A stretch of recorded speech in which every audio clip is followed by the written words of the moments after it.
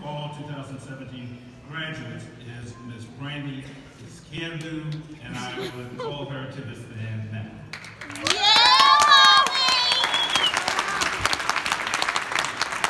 Oh, I'm nervous. My hands are sweating, but it's okay. We're going to get through this, right?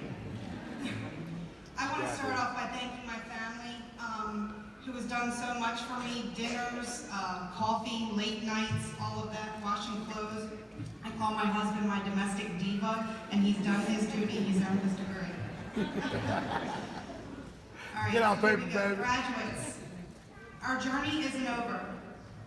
We still have a lot of work to do in this world, yet we have the power to endure. So let's do this. How many times have we sat in front of the computer, exhausted and ready to quit? But we didn't. How many times have we said, I don't think I can do this anymore? But we did. We did. We have traveled through rain, sleet, snow, and hellacious heat to get here. We made it. But now it's time for a reality check.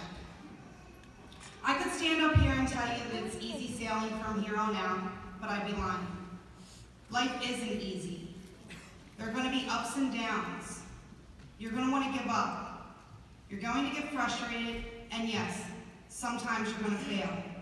But that's okay.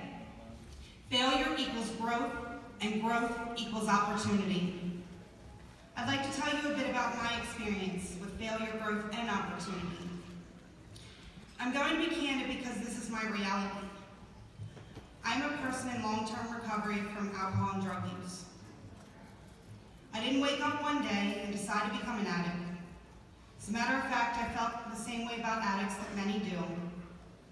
As a young girl, I would watch my family members and others around me slowly deteriorate from their addiction, and I'd think to myself, man, they just need to get it together.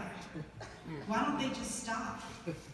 I couldn't understand how someone could put the drugs or alcohol above everything else. They chose to do this to themselves so they can choose to stop, right? Well, my thoughts about those people changed when I found myself on the other side. I picked up my first drink at the age of 11. Now, this wasn't just a sip or two. It was the real deal, complete fan-spinning blackout drunk.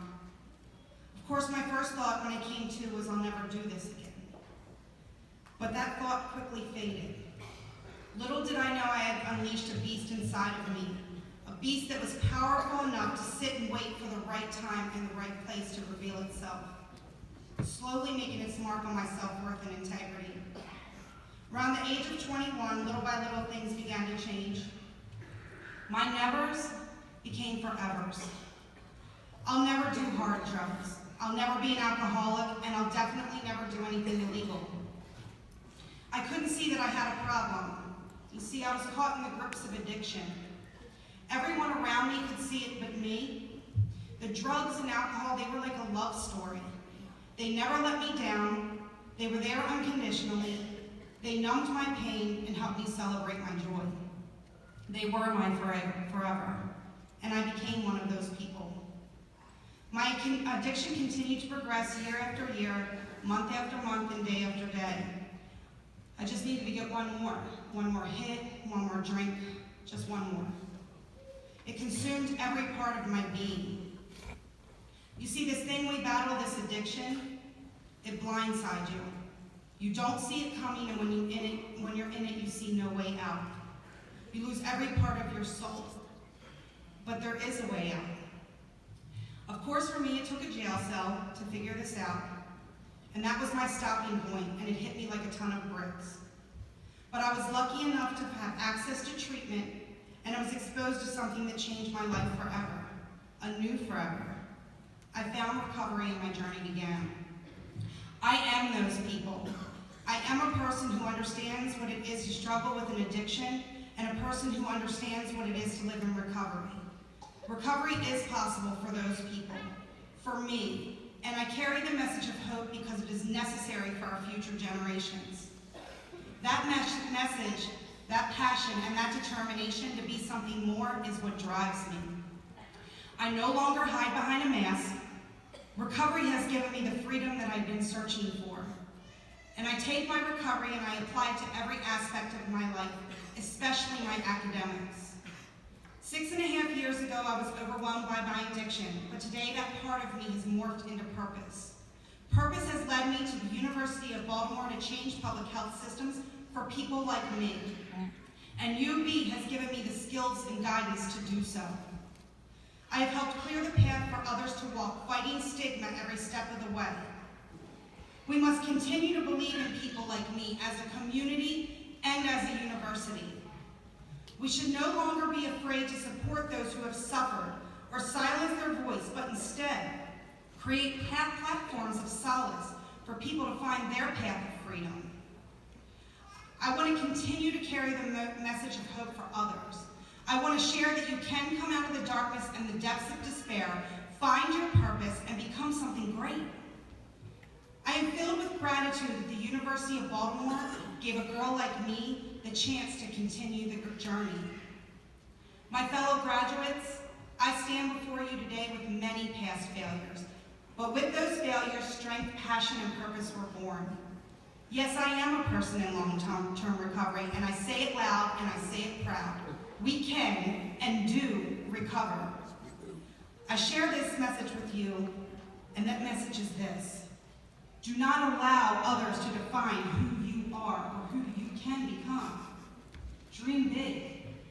We all come with a story and a past, but we are not stuck there. We have the ability to make an impact on the lives of others, but we cannot do this through motive. We must do it through motivation. We must speak up and speak out, share ourselves with others, and let them see our trials and tribulations on our road to success. We must speak our truth, and we are to be celebrated through both joy and pain. We're not receiving these degrees so they can hang pretty on our walls. It's time to put what we have learned and the knowledge that we've acquired into action.